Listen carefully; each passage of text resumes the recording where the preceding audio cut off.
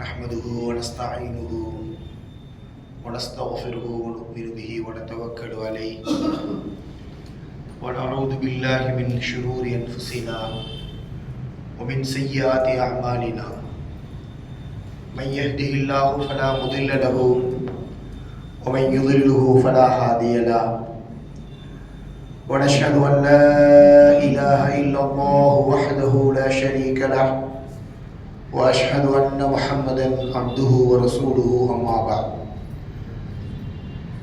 قال الله تعالى في القرآن العظيم والفرقان المجيد أعوذ بالله من الشيطان الرجيم بسم الله الرحمن الرحيم وأن المساجد لله فلا تدعوا مع الله أحدا قال نبينا صلى الله عليه وسلم من بنى لله مسجدا بنى الله بيتا في الجنة. அல்ஹம்துலில்லாஹ். கண்ணியத்திற்குரிய சகோதரர்களே, மதிப்பிற்குரிய இமாம் அவர்களே, அல்லாஹ் ரப்புல் இஸ்ஸத் பூமியை மிகவும் அழகாக படைத்து இந்த பூமியிலே மனிதன் வாழ்வதற்கு உண்டான எல்லா ஏற்பாடுகளையும் செய்து இந்த பூமியிலே கனி வர்க்கங்களை கொடுத்து உண்பதற்கு உணவை கொடுத்து விவசாயம் செய்யக்கூடிய நிலங்களை கொடுத்து நீர்நிலைகளை கொடுத்து காற்றை கொடுத்து மனிதனுக்கு என்னென்ன தேவையோ அவை அனைத்தையும் அல்லாஹ் ரப்புல் இஸ்ஸத் பூமியிலே தந்து சிறப்பான முறையிலே மனிதனை வாழ வைத்திருக்கின்றான். உலகத்திலே அல்லாஹ் தஆலா எத்தனையோ கோள்களை படைத்திருக்கின்றான், எத்தனையோ விண்கலங்களை படைத்திருக்கின்றான், எத்தனையோ இடங்களை படைத்திருக்கின்றான். ஆனால் இந்த பூமியிலே உள்ள ஒரு இடம் மட்டும்தான், இந்த பூமியிலே இருக்கக்கூடிய இந்த தரைப்பகுதி மட்டும்தான் மனிதர்கள் வாழ்வதற்கு ஒரு சரியான இடமாக ஆக்கி இருக்கின்றான். அல்லாஹ் ரப்புல் இஸ்ஸத் மனித சமூகத்தின் மீது நிறைய அருட்கொடைகளை செய்திருக்கின்றான். எண்ணியே முடிக்க முடியாத அருட்கொடைகளை செய்திருக்கின்றான். அந்த எண்ணியே முடிக்க முடியாத அருட்கொடை தான் இந்த பூமியை படைத்து பூமியிலே வாழக்கூடிய இடத்தை படைத்து வாழ்வதற்குண்டான எல்லா விதமான ஏற்பாடுகளையும் இந்த பூமியிலே செய்து இந்த பூமியிலே நம்மை வாழ வைத்திருக்கின்றான் என்றால் அல்லாஹ் ரப்புல் இஸ்ஸத் இந்த பூமியை நமக்கு மிகப்பெரிய நியமத்தாக தந்திருக்கின்றான். கண்ணியமிக்க சகோதரர்களே, இந்த பூமியை பொறுத்தவரை இந்த பூமியிலே அல்லாஹ் ரப்புல் இஸ்ஸத் இருக்கக்கூடிய இடங்களிலேயே சிறந்த இடமாக எதை ஆக்கி இருக்கின்றான் என்றால் மஸ்ஜிதை ஆக்கி இருக்கின்றான். உலகத்திலே எவ்வளவோ இடங்கள் இருக்கின்றன. பூமியிலே கடல் இருக்கின்றன, கரை இருக்கின்றன, காடுகள் இருக்கின்றன, வாழ்வதற்குண்டான எல்லா தேவைகளும் இருக்கின்றன, கடல் கரைகள் இருக்கின்றன. இவை அனைத்திலேயும் சிறந்த இடமாக அல்லாஹ் தஆலா எதை ஆக்கி இருக்கின்றான் என்றால் மஸ்ஜிதை ஆக்கி இருக்கின்றான். அல்லாஹ்வை சஜதா செய்யக்கூடிய இடத்தை சிறப்பிற்குரிய இடமாக உலகத்திலே எந்த இடத்திற்கும் இல்லாத ஒரு சிறப்பை அல்லாஹ் நினைத்திருக்கான், மஸ்ஜிதுகளுக்கு கொடுத்திருக்கின்றான்.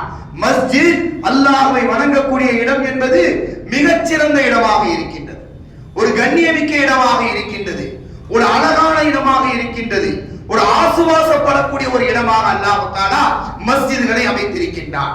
வானத்தை இரவு நேரத்திலே அண்ணாந்து பார்க்கின்றோம். வானத்தை இரவு நேரத்திலே அண்ணாந்து பார்க்கும் பொழுது அங்குள்ள நட்சத்திரங்கள் மின்னுகின்றன. அந்த வானமே அழகாக தெரிகின்றது. அந்த வானத்திலே நட்சத்திரங்கள் மறைந்திருந்தால் வெட்டை வெளிச்சமாக தெரியும்.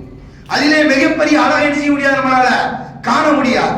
ஆக வானத்திலே மின்னுகின்ற அந்த நட்சத்திரங்கள் எப்படி அந்த வானத்தை அழகுபடுத்துகின்றதோ அதே போன்று பூமியிலே இருக்கக்கூடிய மஸ்ஜிதுகள் பூமியை அழகுபடுத்துகின்றது.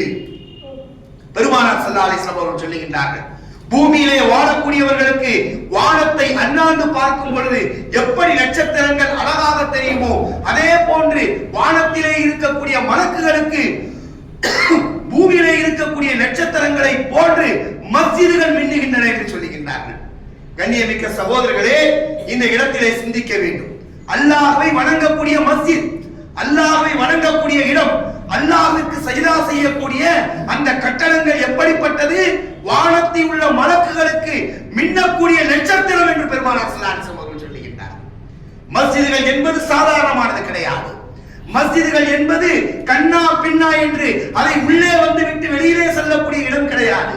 மஸ்ஜிதுகள் என்பது அதற்கு கண்ணியம் இல்லாமல் பார்க்கக்கூடிய இடம் கிடையாது. மஸ்ஜிதிலே உள்ள ஒவ்வொரு சொட்டு நீரும், மஸ்ஜிதிலே உள்ள ஒவ்வொரு கற்களும், மஸ்ஜிதிலே ஓடக்கூடிய ஒவ்வொரு ஃபேனும், மஸ்ஜிதிலே எரியக்கூடிய ஒவ்வொரு லைட்டும் எப்படிப்பட்டது என்றால் இது அல்லாஹ்வுடைய சொத்து, இது அழகானவை, இது மலக்குகளால் ரசிக்கப்படக்கூடியவை. எந்த அளவிற்கு என்றால் இந்த மஸ்ஜித் என்பது உலகத்திலே இருக்கக்கூடிய எல்லா இடங்களையும் விட சிறந்தது. இதை விட ஒரு இடத்தை சிறந்தது என்று ஒரு மனிதன் சொல்வான் என்றால் அவன் தவறு செய்து விட்டான். பள்ளிவாசலை விட இது சூப்பருங்க அப்படின்னு தான் வீட்டை பார்த்து சொல்லிட்டான். பள்ளிவாசலை விட இந்த தெரு நல்லா இருக்குது அப்படின்னு சொல்லிட்டான். பள்ளிவாசலை விட இந்த ரோடு நல்லா இருக்கு என்று சொல்லிவிட்டான் என்றால் அவன் மிகப்பெரிய குற்றத்தை இழைத்து விட்டான். ஏன்? பள்ளிவாசல் யாருடையது? லிமன் ஹாதியில் மஸ்ஜித். பள்ளிவாசல் யாருடையது? பள்ளிவாசல் யாருடையது என்றால் பள்ளிவாசல் அல்லாஹ்வுடையது. பள்ளிவாசல் யாருங்க? நம்ம வீடா? நம்ம வீடா? நம்ம சொத்தா? பள்ளிவாசல் யாருடையது? அல்லாஹ்வுடையது. இவன் என்ன சொல்லுகின்றான்? அல்லாஹ்வுடைய வீட்டை விட என்னுடைய வீடு அழகானது என்று சொல்லுகின்றான். அல்லாஹ்வுடைய வீட்டை விட என்னுடைய ரோடு அழகானது என்று சொல்லுகின்றான்.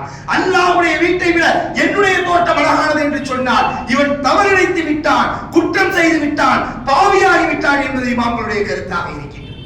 கண்ணியமிக்க அன்பர்களே, பள்ளிவாசல் என்பதை பற்றி அல்லாஹ் குர்ஆனிலே சொல்லும் பொழுது என்ன சொல்லுகின்றான்? வஅன்னல் மஸாஜித லில்லாஹ், வஅன்னல் மஸாஜித லில்லாஹ், நிச்சயமாக மஸ்ஜிதுகள் யாவும் அல்லாஹ்விற்கு சொந்தம் என்று சொல்லுகின்றான். ஒரு மனுஷன் என்ன செய்ய முடியாது? பள்ளிவாசலை விட என் வீடு அழகானதுன்னு சொல்ல முடியாது. ஒரு மனிதன் என்ன செய்ய முடியாது?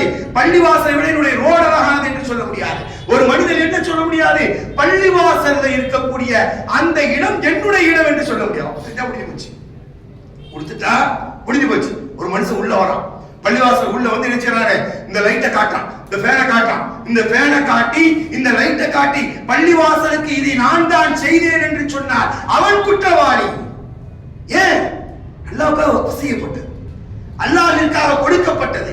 அல்லாஹ் ரப்புல் இஸ்ஸத் சொல்லுகின்றான், வஅன்னல் மஸாஜித லில்லாஹ், நிச்சயமாக மஸ்ஜிதுகளாவும் அல்லாஹ்விற்கு சொந்தம். ஃபலா ததுஉ மஅல்லாஹி அஹதா, அல்லாஹ் தவிர என்ன செய்யாதீங்க, வேற யாரையும் அழைக்காதீர்கள். எப்படி செய்கின்றார்கள் முஃபஸ்ஸிரீன்கள்? ஃபலா தஹுஸு இல்லல்லாஹ், அல்லாஹ்வை தவிர இந்த மஸ்ஜிதிலே இன்னது யாருக்குமே சொந்தம் கிடையாது. ஏன் வீடு சொல்ல முடியாது? நான் என்னைக்கே கொடுத்துட்டு போயிட்டேன். நான் போட்ட பல்புன்னு சொல்ல முடியாது, நான் போட்ட ஃபேன் சொல்ல முடியாது. ஆக மஸ்ஜித் என்பது உலகத்திலேயே பூமியிலேயே மின்னக்கூடிய இடம். மஸ்ஜித் என்பது யாருக்கு சொந்தம்? அல்லாஹ்விற்கு சொந்தம். மஸ்ஜிதிலே உள்ள இருக்கக்கூடிய இதெல்லாம் யாருக்கு சொந்தம்? அல்லாஹ்வுக்கு சொந்தம். யாருமே தனக்கு சொந்தம் என்று சொல்லக்கூடாது, அது மிகப்பெரிய தவறாக ஆகிவிடும். மஸ்ஜித் நன்றாக இல்லை என்று சொல்வது ஒரு குற்றம் என்பதை போன்று மஸ்ஜித் என்னுடைய மஸ்ஜித் சொல்லலாம். என்னுடைய மஸ்ஜித், எங்க பள்ளிவாசல், எங்க மொஹல்லா பள்ளிவாசல், எங்க மக்களுக்கு எல்லாத்துக்கும் உரிய பள்ளிவாசல் என்று மஸ்ஜிதை சொல்லலாமே தவிர ஏன் பள்ளிவாசல், என்னுடைய லைட்டு, நான் போட்ட ஏசி, நான் போட்ட ஃபேன் என்று ஒரு மனிதன் சொல்வான் என்றால் அவன் மிகப்பெரிய குற்றவாளியாக ஆகிவிடுவான்.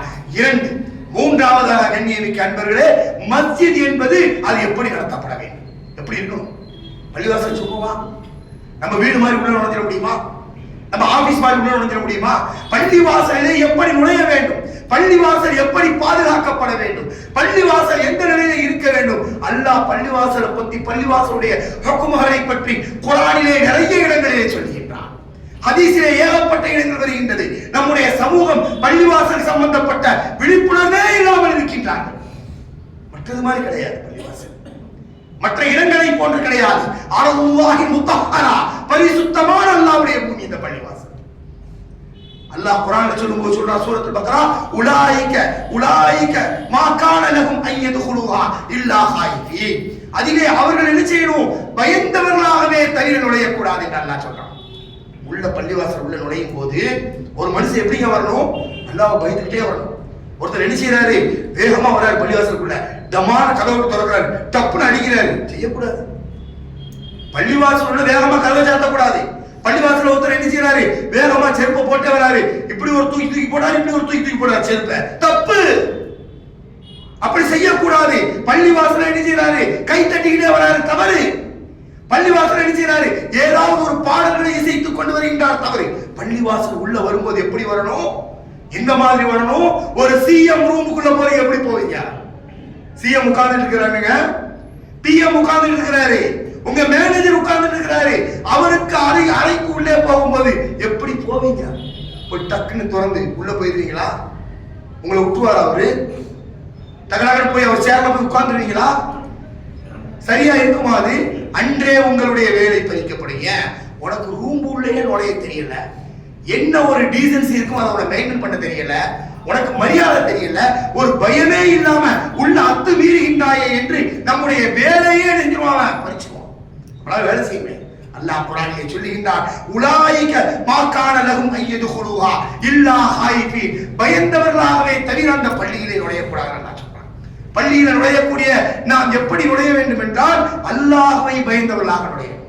தஸ்பீஹ் பண்ணும், லா இலாஹ இல்லல்லாஹ், ஸலவாத் ஓதும், அல்லாஹும்ம ஸல்லி அலா முஹம்மத், சுப்ஹானல்லாஹ், அல்ஹம்துலில்லாஹ், அல்லாஹும்ம ஃப்தஹ் லி அபுவாப ரஹ்மத்திக என்று நம்முடைய கைகளையும் கால்களையும் மிகவும் பணிந்தவர்களாக வைத்து அல்லாஹும்ம ஃப்தஹ் லி என்ற ஒரு வார்த்தையோடு பள்ளியில கால் எடுத்து வைக்கணுமே தவிர தடால் புடால் உள்ள நுழையிறது. அந்த டோர் வருது, டோரை டமான்னு சாத்துறது, செருப்பத்துக்கு வீசிட்டு போறது, தண்ணியை வீணாக்குறது, இது போன்ற செயல்களை செய்தால் யார் வீடு? என் வீட்டுல வந்து ஒருத்தர் வேகமா கதவு தட்டுறாங்க, நான் பெரிய ஆள்லாம் கிடையாது, நான் சாதாரண ஆள் தான். என் வீட்டில் வந்து 4 தடவை பட்டு பிடி தட்டிட்டா ஒருத்தர், எவ்வளவு கோவம் வரும்? அறிவு இருக்கா உனக்கு? இப்படி கதவை தட்டிய இத்தனை தடவை பெல் அடிக்கிறிய, நான் தான் வந்துகிட்டு இருக்கிறேன், உனக்கு அறிவு இல்லையான்னு நினைச்சு அவரை திட்டுவேன். பொறுமை எனக்கு இருக்காது, பொறுமை இழந்து விடுவேன். என்ன செய்வேன்? வந்து போ, உன்கிட்ட பேசவே முடியாதுன்னு பல்லாவுடைய வீட்டில் வந்து தட்டினா நம்மால் டிமாண்ட் வந்து நுழைஞ்சா. சும்மா சாதாரண வீடா இது? நமக்கு தெரிகின்றதா இதனுடைய முக்கியத்துவம்? இதை பத்தி நமக்கு தெரியறதே கிடையாது, இதை பத்தி நம்ம பேசுறதே கிடையாது. ஏதோ நினைத்துக் கொண்டிருக்கின்றோம், ஒரு சாதாரணமாக கட்டணமாக நினைக்கின்றோம். பள்ளியிலே உள்ளே நுழைகின்றோம் நன்மையை சம்பாதிப்பதற்காக. பள்ளியில் உள்ளே நுழைந்து சகோதரர்களே எத்தனையோ பேர் தீமையை சம்பாதித்துக் கொண்டு செல்வதை பார்த்துக் கொண்டிருக்கிறோம். எவ்வளவு பேர் நினைச்சிட்டாங்க பள்ளிக்கு உள்ள வந்து அல்லாஹ்வுடைய பயம் இல்லாமல் உள்ளே நுழைந்து அநியாயம் செய்யலாம். சரி, ஒரு மனுஷர் வர வந்து என்ன செய்யறாரு? பள்ளிவாசல் வந்து வியாபாரம் பண்றாரு. எப்பா இந்த மொபைல் போன் வச்சுட்டு இருக்கிறார், என்ன ரேட்டுக்கு வாங்கின? பக்கத்துல உட்காந்து கேட்கிறாரு ஒருத்தர். இது சொல்ற 10,000 ரூபாய்க்கு வாங்கின, இப்பதான் வாங்கின 8,000 ரூபாய்க்கு வாங்கிக்கிறியான்னு முடிச்சு வச்சுக்காரு. பாதி செய்யக்கூடாது. எப்படா லாஸுக்கு தானே கொடுத்த, லாபம் இல்லை. வியாபாரமே பண்ணக்கூடாது. லாசா பண்றது பெரிய வியாபாரம் தான், லாபம் வச்சு பண்றது பெரிய வியாபாரம் தான். வியாபாரம் செய்வதை பெருமானார் தடுத்தார்கள். ஒரு மனிதன் பள்ளியிலே வியாபாரம் செய்து கொண்டிருப்பதை ரசூலுல்லாஹி ஸல்லல்லாஹு அலைஹி வஸல்லம் தடுக்கிறாங்க. பள்ளியில வியாபாரம் செய்யாதீங்க. ஒரு மனுஷன் பள்ளியில வியாபாரம் செய்வதை நீங்கள் கண்டால் அவனை பார்த்து சொல்லுங்கள், உன்னுடைய வியாபாரம் லாபம் அளிக்காமல் போகட்டும். யாரு? ரசூலுல்லாஹ் எங்கேயாவது ஸல்லல்லாஹு அலைஹி வஸல்லம் யாரையாவது பார்த்து பேசியிருக்காங்களா? எவ்வளவு இரக்கமுள்ள நபி, எல்லாரும் மேல எவ்வளவு மரியாதையா இருப்பாங்க, எவ்வளவு கண்ணியமா இருப்பாங்க. நம்முடைய வியாபாரத்திற்காக எவ்வளவு துஆ செய்வார்கள் அவர்கள். நாம் வாழ்வதற்காக எந்த அளவிற்கு தன்னுடைய வாழ்க்கையை அர்ப்பணித்த ஹபீப் ஸல்லல்லாஹு அலைஹி வஸல்லம் அவர்கள் சொல்லுகின்றார்கள், ஒருவன் மஸ்ஜிதிலே வியாபாரம் செய்தால் அவனுடைய வியாபாரம் லாபம் தராமல் போகட்டும் என்று சொல்லுங்கள் என்று சொல்லுகின்றார். பள்ளிவாசல் என்ன செய்யக்கூடாது? இஷ்டத்துக்கு நுழையக்கூடாது, பள்ளிவாசல்ல வியாபாரம் செய்யக்கூடாது. மூன்றாவதாக, ஒரு மனிதன் பள்ளிவாசல்ல ஒரு பொருளை தொலைச்சிட்டான் அப்படின்னு சொன்னாக்க, ஒரு பொருளை தொலைச்சிட்டான் அப்படின்னாக்க அவன் என்ன செய்யக்கூடாது? பள்ளிவாசல்ல ரொம்ப அமைதியான முறையில, கவனமான முறையில, யாருக்கும் தெரியாம அழகா வந்து முஅத்தின்ட்ட கேட்கணும், அமைதியா தேடணும், போய்கிட்டே இருக்கணும். இங்க வந்து பரபரப்பை ஏற்படுத்திட்டு, ஐயோ என் பொருளை காணாம, அங்க வச்சான்னு தெரியல, இங்க வச்சான்னு தெரியல அப்படின்னு பொருளை தேடக்கூடியதை ஒரு காவலா செஞ்சா அப்படின்னா அவன் குற்றவாளி. சுல்சலான்னு சொல்றாங்க, யாராவது ஒருவர் பள்ளியிலே குலைந்த பொருளை தேடினால் அவர் பொருள் கிடைக்காமல் போகட்டும் என்று சொல்லுங்கள் என்று சொன்னார். பள்ளிவாசல் என்பது இறையச்சத்தோடு நிலையம், உள்ள சும்மா நுழையக்கூடாது. பள்ளிவாசல் என்பது வியாபாரம் செய்யக்கூடாது. பள்ளிவாசல் என்பதை செய்யக்கூடாது, பொருளை தேடக்கூடாது. பள்ளிவாசல் இப்படிதான் இருக்கணும். பள்ளிவாசலிலே மேலும் எப்படி நாம் வர வேண்டும்? அடுத்தது, குது ஜீனத்துக்கும் ஐந்த கொல்லி மஸ்ஜித். அல்லாஹ் குர்ஆனிலே சொல்லுகிறார், குது ஜீனத்துக்கும், உங்களை நீங்கள் அழகுபடுத்திக் கொள்ளுங்கள். இந்த கொல்லி மஸ்ஜிதின், மஸ்ஜிதுக்கு உள்ள வரும்போது நீ அழகா வா அப்படின்னு சொல்றாங்க. அலங்கோலமா வரக்கூடாது, அசிங்கமாக வரக்கூடாது, ஆடையை சரியில்லாமல் வரக்கூடாது. ஆடை எப்படிதான் நான் உடுத்துட்டு வருவேன் அப்படின்னு சொல்லி வரக்கூடாது. பள்ளிவாசல வரும்பொழுது நம்முடைய ஆடைகளை அழகான முறையிலே மறைத்து விட்டு உள்ளே வர வேண்டும். வசனம் எப்ப இறங்கிச்சு? ஹரம் ஷரீஃப, காபாவை முஷ்ரிக்குகள் என்ன செய்தார்கள்? நிர்வாணமாக சுற்றினார்கள். நிர்வாணமா என்ன செய்யலாம்? ட்ரெஸ் போடாம சுத்துறான். உடனே அல்லாஹ் தஆலா நினைச்சான் இந்த வசனத்தை இறக்குறான், ஹுது ஜீனதக்கும் இன்த குல்லி மஸ்ஜிதின். அல்லாஹ்வுடைய பள்ளியில என்ன செய்யுங்க, உங்களை அலங்கரித்துக் கொள்ளுங்கன்னு சொல்றான். சரி, அல்லாஹ்வுடைய பள்ளியில அல்லாஹ் தஆலா இப்படி சொல்லிட்டான், அலங்கரிச்சு கொள்ளுங்கன்னு சொல்ல வேண்டாம், ட்ரெஸ் போட்டுட்டு வாங்கன்னு சொல்லிட்டான். அப்படிதானே, ட்ரெஸ் போட்டுட்டு வாங்க, ஆடை விடுத்து விட்டு வாருங்கள் என்று சொல்லிருக்கலாம். ஆனா அல்லாஹ் என்ன சொல்றான், ஜீனத் என்ற வார்த்தையை எங்கே உபயோகப்படுத்துகின்றான். ஜீனத் என்ற வார்த்தை என்றால் அலங்கரித்து கொண்டு வரணும். அலங்கரிச்சுட்டு வரல என்னது, பழைய ஆடை உடுத்துட்டு வரக்கூடாது. பழைய ஆடை உடுத்துட்டு அசிங்கமான ஆடைகளை உடுத்துக் கொண்டு வரக்கூடாது. நல்ல டைட்டான டி-ஷர்ட், உடம்புடைய எல்லா அமைப்புகளையும் தெரிவதை போன்று சில வாலிபர்களை பார்க்கின்றோம். ஒரு ஜீன்ஸ் பேண்ட் போட்டுட்டு வரான், அவ்வளவு டைட்டா இருக்கு, பின்னாடி உள்ள அந்த அமைப்பெல்லாம் தெரிகின்றது. அமைப்பு தெரிவதை போன்ற ஆடை உடுப்பதை பெருமானார் தடுத்தார்கள். எங்கேயுமே உடுக்க கூடாது. ஆம்பளையா இருந்தாலும் சரி, பொம்பளையா இருந்தாலும் சரி. ஆம்பளைக்கு ஹிஜாப் இருக்கிற மாதிரி பொம்பளைக்கு இருக்குது, பொம்பளைக்கு ஹிஜாப் இருக்கிற மாதிரி ஆம்பளைக்கு இருக்குது. ஒரு ஆணை பெண் பார்ப்பதை போல், ஒரு பெண்ணை ஆண் பார்ப்பதை போல் ஆணை பொம்பளை பார்க்க தானே செய்யறாங்க. அல்லாஹ்வுடைய பள்ளிக்குள்ள அப்படி வரலாமா? டி-ஷர்ட் இப்படி இருக்கும், இதை போன்ற ஆடையை பார்க்கின்றோம். இதுக்கு மேல என்ன செய்வாங்க, போட்டுட்டு வருவார்கள். இந்த இடத்தை மறைக்காம நீங்க தொழுவது தப்புன்னு சொல்றாங்க ஸல்லல்லாஹு அலைஹி வஸல்லம். பெரிய ஆடை பின்னாடி மறைக்கணும், பின்னாடி நினைச்ச முடியல மறைக்கணும், பெரிதாக உடுத்துக் கொள்ள வேண்டும், நம்முடைய கைகளை மறைக்க வேண்டும். அழகான முறையிலே நம்முடைய ஆடையை நல்லா அழகா உடுத்திட்டு உள்ளெல்லாம் தெரியக்கூடாது. சில பேர் நினைச்சுவாங்க, சட்டையை போட்டு வந்தா பனியன் போடாம வருவாங்க, உள்ளே இருக்கக்கூடிய உடம்பெல்லாம் தெரியும். அப்படி ஆடை உடுக்க கூடாது. பள்ளியிலே, அல்லாஹ்வுடைய பள்ளியில, அல்லாஹ்வுடைய பள்ளியில ஆடை உடுத்துட்டு வந்தீங்க அப்படின்னு சொல்லி சொன்னாக்க, மேல போடக்கூடிய ஆடை உள்ள இருக்கக்கூடிய உடல் உறுப்புகளுடைய அமைப்புகளை தெரியாம போட்டு வரணும். அத்தை போடணும், முடிஞ்ச வரைக்கும் சும்மா போட்டுக்கணும். அழகான தொப்பி போடணும், அழகான தொப்பி போட்டுக் கொள்ள வேண்டும். அழகான முறையில அத்தனை தடவை கொள்ள வேண்டும். அழகான முறையில அல்லாஹ்வை பயந்துகிட்டே உள்ள நுழையணும். உள்ள வந்து அத்தனை போடணும், கம கம கம கம மணக்கணும் பள்ளிவாசல். இதான் ஜீனத்.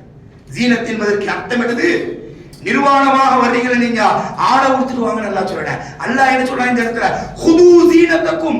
ஹுது என்ற வார்த்தை அல்லாஹ் என்ன சொல்றான், எங்க சொல்றான், ஜக்காத்தை பார்த்து சொல்றான். அல்லாஹ் ஜக்காத்தை பார்த்து சொல்றான், ஜக்காத்தை அவர்களிடம் எடுங்கள் அல்லாஹ் சொல்றான். போர் செய்யும் போது அல்லாஹ் சொல்றான் ஹுது என்று சொல்லுகின்றான்.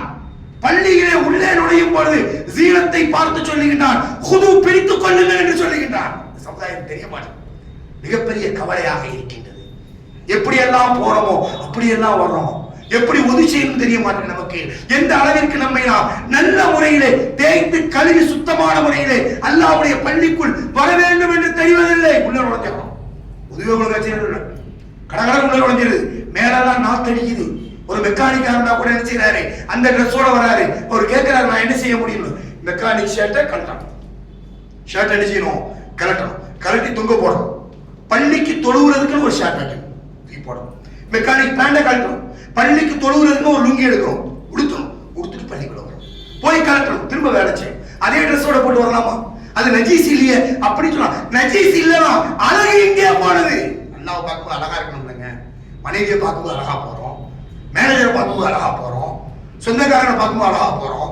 ஒருத்தரை வரவேற்கிறதுக்காக ஏர்போர்ட்டுக்கு போறோம், நம்ம ட்ரெஸ் கோட் என்ன, நம்ம ஸ்ப்ரே என்ன, நம்முடைய அத்தர் என்ன, நம்முடைய கூலிங் கிளாஸ் கண்ணாடி என்ன, இதான ஜீனத்து. அப்ப அங்க இருக்கிற அவனுக்கு அவ்வளவு மரியாதை கொடுக்கக்கூடிய நாம் நம்மை படைத்த அல்லாஹ்விற்கு ஏன் கொடுக்கவில்லை? சட்டம் தெரியல, சமூகம் என்னென்னமோ பேசுது. அல்லாஹ்வுடைய பள்ளிக்குள்ளே எப்படி நுழைய வேண்டும் என்பது நமக்கு தெரிவதில்லை. எந்த அளவிற்கு என்றால் பள்ளிக்குள் நுழையும் பொழுது ஜீனத்தான முறையிலே அழகான முறையில் நம்ம இருக்கணும். அடுத்து பள்ளிக்கு நம்ம செய்ய வேண்டிய வேலை இல்லைங்க. பள்ளிக்கு நம்ம என்ன செய்யணும், பள்ளியை திறக்கணும், பள்ளியை மூடக்கூடாது, பள்ளியை திறந்து வைக்க வேண்டும், 5 வேளையும் திறக்க வேண்டும். எத்தனையோ பள்ளிகள் இன்னைக்கு பார்க்கிறோம், துறக்காம மூடி அப்படியே மண்ணோடு மண்ணாக. போன வாரத்துல இருந்து இந்த வாரம் வரைக்கும் 2 பள்ளிவாசல பார்க்கிறேன் நான் யூடியூப்ல. 2 பள்ளிவாசல் மூடி கிடக்குதுங்க. அந்த ஊர்ல முஸ்லிம்களே இல்லைன்னு சொல்லி நினைச்சு அப்படியே சரிந்து கிடப்பதை நான் பார்க்கின்றோம். இரண்டாவதாக, துறக்கப்படக்கூடிய பள்ளிகள் இபாதத்து செய்யப்பட வேண்டும், வணங்கப்படணும். எல்லாரும் வரணும், பள்ளிவாசல வந்து என்ன செய்யணும், வணங்கணும். அல்லாஹ் தஆலா பெருமானார் ஸல்லல்லாஹு அலைஹி வஸல்லம் அவர்கள் சொல்லுகின்றார்கள். எந்த அளவிற்கு சொல்லுகின்றார்கள் என்றால், 7 மனிதர்களுக்கு நிழலே இல்லாத அர்ஷுடைய அந்த நேரத்துல அல்லாஹ் நிழல் கொடுப்பான் அப்படிங்கிறான். 7 பேருங்க, 7 பேருக்கு நிழல் இல்லாத அர்ஷுடைய அந்த நாள்ல, மறுமையுடைய அந்த நாள்ல அர்ஷுடைய நிழலை கொடுப்பேன் என்று சொல்லுகின்றானே, அந்த 7 பேர்ல ஒருத்தர் யார் அப்படின்னு சொல்லி சொன்னாக்க, முஅல்லகும் பில் மசாஜித், மஸ்ஜிதை கொண்டு தன்னை இணைத்துக் கொண்டவர். மஸ்ஜிதுக்கு போகணும், மஸ்ஜிதுல தொழுவணும், மஸ்ஜிதுல ஓதணும், மஸ்ஜித்ல தஸ்பீஹ் செய்யணும், மஸ்ஜித்ல துஆ செய்யணும், மஸ்ஜித்ல இருக்கணும். வியாபாரம் பண்ணிட்டே இருப்பார். அல்ஹம்துலில்லாஹ் லோஹருடைய பாங்கு சொல்லியாச்சு, ஓடி வருவார். அடுத்து என்ன செய்வார்? அவரு அசரை எதிர்நோக்கி கொண்டே இருப்பார். அசருடைய பாங்கு ஓடி வருவார், வியாபாரத்தை விட்டுட்டு ஓடி வருவார். மக்ரிபுடைய பாங்கு, இஷாவுடைய பாங்கு என்று என்ன செய்கின்றார்? அவர் வியாபாரம் செய்யும் பொழுது பள்ளியோடு இணைந்திருக்கின்றார். தன்னுடைய கல்வி, தன்னுடைய இதயத்தை அல்லாஹ்வுடைய பள்ளிக்காக இதையும் செய்யறார். அல்லாஹ்வுடைய மஸ்ஜித் கேக்குறீங்களா? நான் பிடிங்க. அல்லாஹ்வுடைய பள்ளியில தூசி இருக்கா? அதை எடுத்து வெளியில தூக்கி போடுறார், அதை எடுத்து வெளியே தூக்கி போடுறார். அல்லாஹ்வுடைய மேலான ரசூல் ஸல்லல்லாஹு அலைஹி வஸல்லம் யாரோ கார்ல தூக்கிட்டு போயிட்டாங்க. புகாரி ஷரீஃப்ல இருந்த ஹதீஸ். யாரை எழுதினாங்க? கார்ல தூக்கிட்டாங்க தன்னுடைய முபாரக்கான கைகளை கொண்டு. ஃபஹக்கஹா பியதி, முபாரக்கான கையை கொண்டு ரசூல் ஸல்லல்லாஹு அலைஹி வஸல்லம் செய்றாங்க. அதுல இருந்து எடுத்து வெளியில எடுத்துச்சாங்க, வெளியே கொண்டு போட்டு பள்ளியில இது மாதிரி செய்யாதீங்க அப்படிங்கிறாங்க. பள்ளியை பார்க்கறாரு, அப்படியே ரசிக்கிறார். பள்ளியை பார்க்கறாரு, அப்படியே ஆசைப்படுறாரு. பள்ளிக்குள்ள இஹ்லாஸா உள்ள நுழைறாரு. என்ன லைட் எரிய மாட்டிருக்க, வாங்கிட்டு வந்து மாட்டுறாரு. பள்ளியில வாங்கிட்டு வந்து நினைச்சாரு, மாட்டுறாரு. பள்ளியில என்ன தூசியா இருக்க, துடைக்கிறாரு. பள்ளியை கிளீன் பண்றாரு. முஅத்தினுக்கு உண்டான எல்லா ஹெல்ப்பும் பண்றாரு. இவர் யாரு? முஅல்லகும் பில் மசாஜித். இவருக்கு என்ன கிடைக்கும்? ஒரு சொட்டு தண்ணி கூட கிடைக்காத சுட்டரிக்க கூடிய அந்த மறுமையினுடைய நாள். எங்கே பெருமானார் சொல்லுகின்றார்கள், தலைக்கு மேலே சூரியன் வந்துவிடும், அப்படியே ஓடும், ரத்தம் சீலும் சனமும் ஓடும். தாகத்தை அந்த சீலையும் சனத்தையும் மனிதன் நக்குவான் என்று சொல்லுகின்றார். அந்த நேரத்தில் அல்லாஹ் கிடக்கும். முஅத்தினுடைய வேலைக்கு என்னங்க? என்ன பரிசு? அரிசியுடைய நிழலை அல்லாஹ் பரிசாக கொடுக்கின்றான். இஅ்திகாஃப் இருக்கும். பள்ளியில ஜமாத் நிறைவேற்றும். ஜமாத்தோட என்ன செய்யணும்? பள்ளிக்கு தொழ வரணும். பள்ளிக்கு தொழுகைக்கு குழந்தைகளை கூட்டு வரணும். எத்தனை குழந்தை இருக்காங்க? யாருமே இல்லை. ஏன்னா நீ எல்லாம் வியாபாரி, வீட்டுல இருப்பாங்க, ஸ்கூலுக்கு போயிருப்பாங்க. ஆனா உங்களுடைய முகல்லா பள்ளியில குழந்தைகளை பள்ளிக்கு கூட்டு வரணும். விரட்டக்கூடாது. குழந்தைகள் ஒண்ணுக்கு இருந்தோம்னா சொல்லக்கூடாது. குழந்தைகள் சத்தம் போடுறதுன்னா சொல்லக்கூடாது. சத்தம் போடாதமான்னு சொல்லணும். ஒரு நாளைக்கு நீங்க 5 வேளை பள்ளி கூட்டுவாங்க, 5 வேளை பள்ளி கூட்டுவாங்க. யார குழந்தைய கூட்டுவாங்க. ஒரு டைம்க்கு 1/2 மணி நேரம் செலவழிக்கணும். 2.5 மணி நேரம் அல்லாஹ்வுடைய பள்ளியில் அந்த குழந்தையை கொண்டு வச்சா எவ்வளவு பெரிய பரக்கத்து. எத்தனை மலக்குகள், எவ்வளவு ரஹ்மத்துடைய மலக்குகள் அங்க உட்கார்ந்துருப்பாங்க. எத்தனை நல்லடியார்கள் உட்கார்ந்துருப்பாங்க, இமாம்கள் உட்கார்ந்துருப்பாங்க, பெரியவங்க உட்கார்ந்துருப்பாங்க, அல்லாஹ்வை வணங்கக்கூடிய உட்கார்ந்துருப்பாங்க. இங்க இருந்து குர்ஆன் ஓதுவாங்க. புள்ள பின்னாடி இருந்தா எவ்வளவு குழந்தைக்கு அது செய்து இது செய்து அந்த மாதிரி ஆகுது இந்த மாதிரி ஆகுது, ஒழுங்கா படிக்க மாட்டான், முசீபத் எல்லாம் எங்கே நீங்கும்? இங்க ஓடும், அல்லாஹ்வுடைய பள்ளியில ஓடும். எத்தனை நான் முஸ்லிம்ஸ் பாருங்க, இஸ்லாத்தை தெரியாதவர்கள் அல்லாஹ்வுடைய பள்ளிக்கு வெளியில நின்று ஹஸரத் ஓதி பாருங்க சார், என் குழந்தைக்கு ஓதி பாருங்க சார் அப்படின்னு சொல்லி அவங்க நிற்கக்கூடிய அந்த முகத்தை பாருங்க. நம்ம குழந்தை உள்ள வரலாம், அந்த குழந்தையால உள்ள வர முடியாது. சில நான் முஸ்லிம்ஸை பார்ப்போம், ஹவுதுடைய தண்ணி எடுத்து தன்னுடைய குழந்தையை கடவுவாங்க. பார்த்துக்கமா இல்லையா? ஹவுதுடைய தண்ணி எடுத்து செய்வாங்க. ஏன்? குழந்தைக்கு நல்ல படிப்பு. அல்லாஹ் நம்மள வாசல்ல விட வைக்கல, உள்ள விட வச்சிருக்கான். ஒண்ணுக்கு இருந்துருவோம் அப்படின்னு சொல்லிட்டு இருக்கோம். குழந்தை ஏதாவது சத்தம் போடுறோம் அப்படிங்கிறோம், அதெல்லாம் பிரச்சனை கிடையாது. குழந்தை சத்தம் போட தான் செய்யும். நீங்க 2.5 மணி நேரம் ஒரு நாளைக்கு அல்லாஹ்வுடைய பள்ளியில குழந்தைய நீங்க கொண்டு வச்சீங்க அப்படின்னு சொல்லி சொன்னீங்க. நீங்க முன்னாடி வந்து தொழுதீங்க, ஒரு 4 வயசு 5 வயசு குழந்தை அப்படி வச்சீங்க. 7 வயசுல வருவான், 8 வயசுல வருவான், 10 வயசுல வருவான், அப்படியே பழகிடுவான். 2.5 மணி நேரம் அவன்றது மொபைலை வாங்கிடுவான். சொல்றது உண்மையா இல்லையா? கரெக்டா இல்லையா? எவ்வளவு நேரம் மொபைலை கொடுக்கணும்? இன்னைக்கு கேட்கிறேன், ஒரே உயிர் எடுக்கிறான், மொபைலை கொடுக்கணும் சாட்டா சொல்றேன். 2.5 மணி நேரம் மொபைலை வாங்கிடலாம், மொபைல் பார்க்க மாட்டான். மொபைல் இருந்து அப்படி இல்லை அப்படின்னு சொல்லி சொன்னாக்க, உங்க குழந்தையை அமைதிப்படுத்துறதுக்காக, உங்களுடைய மனைவி வீட்டுல நல்ல வேலை செய்யணுங்கிறதுக்காக நீங்க என்ன செய்யணும்? ஒவ்வொரு நேரத்தையும் அவங்க மொபைலை கொடுத்துக்கிட்டே தான் இருக்கணும்.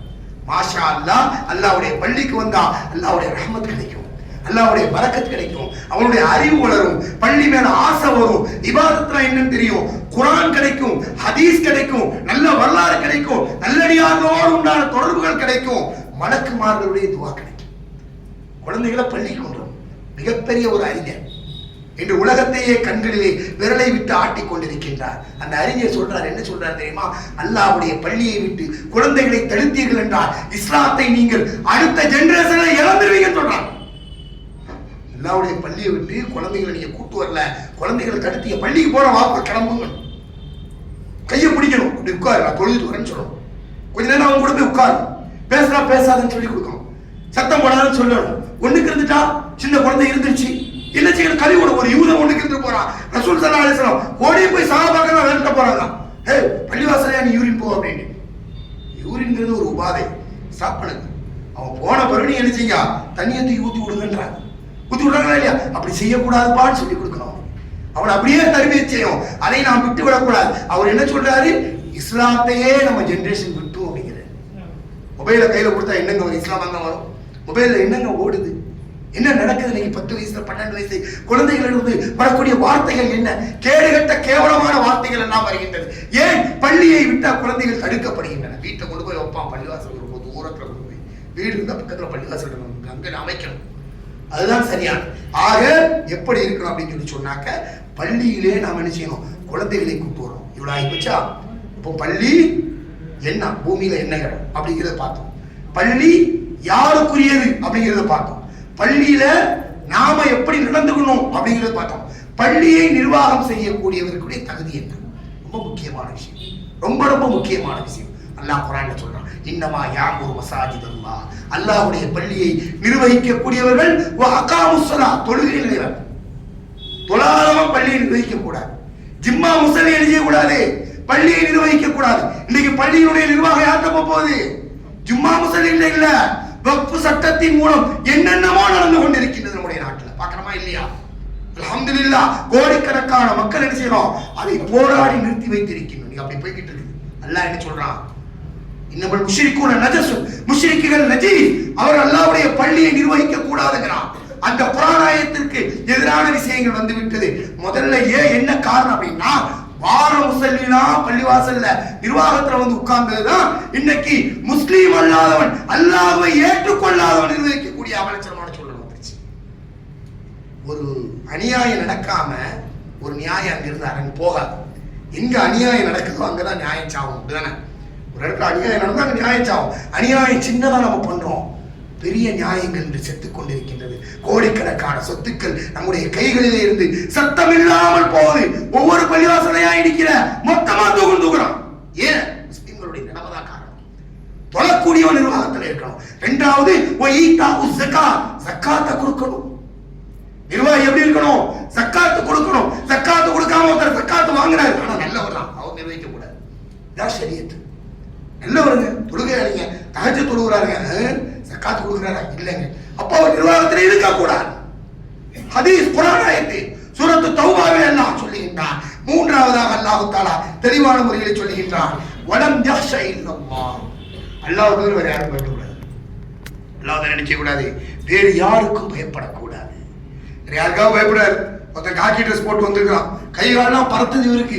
இவர் பள்ளிவாசலுடைய நிர்வாகத்துக்கு தகுதி இல்லாதவர். பள்ளிவாசலுக்கு ஒரு பிரச்சனைனா நெஞ்சில வீரத்தை ஏந்தி அந்த இடத்துல ஒரு மௌத்தா போகணும். அவர்தான் பள்ளிவாசலை நிர்வகிக்கிறான். அல்லாஹ் சொல்றான், நான் சொல்லவில்லை. என்ன அன்பர்களே, பள்ளிக்கென்று ஒரு நிலை இருக்கின்றது. அப்ப என்ன இருக்கணும்? நிறைய விஷயங்கள் இருக்கு. நம்ம சமூகம் தெரியாம இருக்கு. நேரம் ஆயிடுச்சு, 2 நிமிஷம் தான் இருக்கு. பயம். பள்ளிவாசல் உள்ள நுழையும் போது பயப்படும். பள்ளிகளை நிறைய உருவாக்கிட்டே இருக்கணும். வீட்டுல தொழுகிறதுக்கு ஒரு இடம் வைக்கணும். நம்ம ஒரு காம்ப்ளெக்ஸ் இருக்கா, அங்க ஒரு பள்ளிவாசல் நிர்வாகம். நம்ம வீட்டுல ஒரு 10 முஸ்லீம்கள் நம்ம ஏரியாவில் இருக்காங்களா, ஒரு பள்ளி உருவாக்கணும். எங்கெல்லாம் பள்ளியை இடிக்கணும்னு நினைக்கிறானோ அங்கெல்லாம் பள்ளியை கட்டிட்டு போயிட்டே இருக்கணும், உருவாக்கிட்டே இருக்கணும். எவ்வளவு இடிச்சிருவாங்க, எவ்வளவு பேரை கொண்டுருவான், எவ்வளவு பேரை கைது செஞ்சு உள்ள வச்சிருவான். அல்லாஹ்வுடைய பள்ளி அல்லாஹு அக்பர் அல்லாஹு அக்பர்ங்கிற பாங்கு சத்தம் கேட்டுக்கொண்டே இருக்க வேண்டும். ஏன்? பாங்கு சத்தம் கேட்கும் போது ஷைத்தான் ஓடுறான். பக்கமா இல்லையா? ஹதீஸ்ல திரும்ப ஓடுறான். காம சொல்லும்போது திரும்ப ஓடுறான். பக்கமா இல்லையா? ஷைத்தானுக்கு பிடிக்காது. அதனால பள்ளி வேண்டாம்.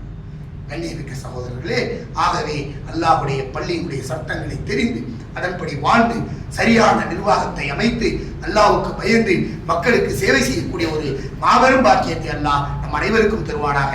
வாஹ் தவானா அல்ஹம்துலில்லாஹி ரப்பில் ஆலமீன். அஸ்ஸலாமு அலைக்கும் வரஹ்மத்துல்லாஹி.